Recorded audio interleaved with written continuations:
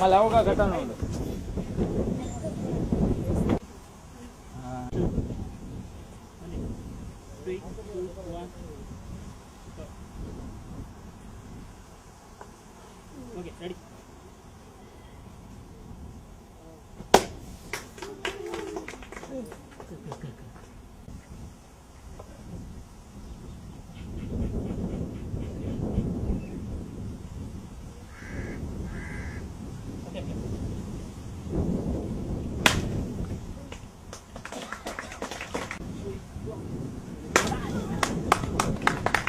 Okay, ఇప్పటివరకు మీరు చూసిన అడ్వెంచర్స్ అన్ని కూడా చిన్న చిన్న వేదికల మీద కాకుండా జస్ట్ మెగా ఈవెంట్స్ ఉంటాయి.